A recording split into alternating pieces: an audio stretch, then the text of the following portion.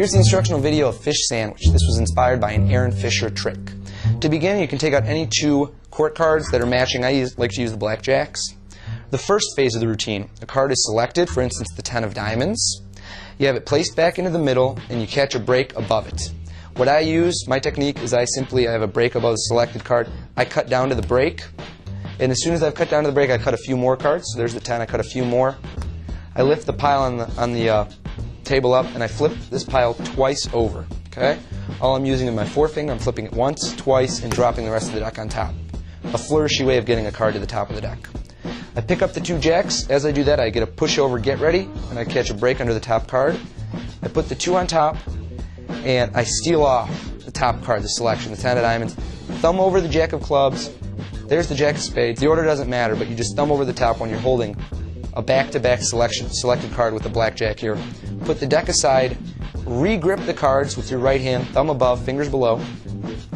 Riffle the deck, and as you jump in, just spread your right thumb to the right. Okay, that's all there is to it. You make a convincing illusion out of it. Just do it when you jump into the deck, and it looks like you just grabbed a card. Turn it over, boom, you found the first card.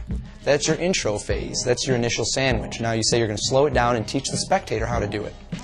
You put that away, and now you're going to have them pick a card. You have them touch any card. Let's say they touch this one. This is a peek. This is a great idea here how the peek works. You're going to turn this up, and right when you turn it, you're going to angle it just enough where I can see it. I can see that that's a 7 of clubs right now. So I would spread it. Now immediately I'd say get a peek at your card, and I say I'm going to turn my head so I can't see it. But I've already seen that it's the 4 of spades. Try this. You'll see it's so easy and it's so deceptive. So you just get a peek at it. Right as you turn it up, they look at their card. Keep your head turned and say I'm going to drop off about 10 or 11 cards. And you just drop off their card along with a couple of other cards.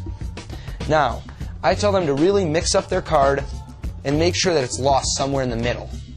And tell them to look at it and make sure that it's lost in the middle. The reasoning behind this is so that their card isn't just on the top or the bottom, because that's the only way that the trick can become a little more complicated. So you can use that as your pattern. Make sure it's lost somewhere in the middle of the pile. And hopefully it won't be on the top or the bottom. If you've done the instructions clearly and they've looked at it again, then it won't be. So let's say their card was indeed the 4 of spades in this case. Here's how we proceed. We take the two blackjacks and we make them a sandwich. We put one on the bottom, one on the top, and what you're going to do here is you're going to lift up the cards, and once again you're going to do a peek. You're going to lift them up just high enough so that you can see where the cards are. Okay?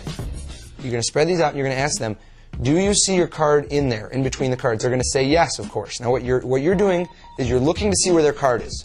Notice I placed my forefinger right on their card. Okay, the 4 of spades in this case. Now here's what I'm doing from behind. From behind, my left thumb is not going to be placed on their card, but the card one to the right of it. In this case, the jack of hearts. Now I'm going to bring the cards down. Okay? And what I'm holding with my right thumb here is the jack of hearts. I'm going to take the jack of hearts when I'm down here, and I'm going to pull it over to the left. Okay, this happens as I move down, pretty much. So at this point, what we've done a get ready for a spread call, and it's kind of a modification of a convincing control. So the back right here is the jack of hearts. They can't see the back of their card, the 4 of spades. It's been covered by the card above it. What I'm going to do is a spread call at this point. So I'm going to ask, are you right-handed or left-handed? As I say that and gesture, here's what's going to happen. From underneath, my right forefinger and middle finger are going to pull their card to the right. Just like that. It's going to feed it out until it clicks over. Okay, until it's free of the spread. Now notice from above, this is invisible because the back of the card is covered by the card above it. Okay, so the jack of hearts was pushed to the left, so you can't see it. So when I move it over, you can't see that, and I just took it out of the spread. At this point, you're going to close the spread up until the 4 overlaps the corner of the bottom jack. Okay, so at this point, here's what it looks like from below. The 4 is just below. It's going to be the bottom card. Hand it to them. Make sure to get a clear shot of this, that their card is definitely in between. Tell them to square it up and then to cut the pile, okay, in their hands. Now what's going to happen is make sure to tell them to cut it in the middle. So they're going to cut the pile in their hands. Now notice the situation right now is that their card is actually below. It's the bottommost card.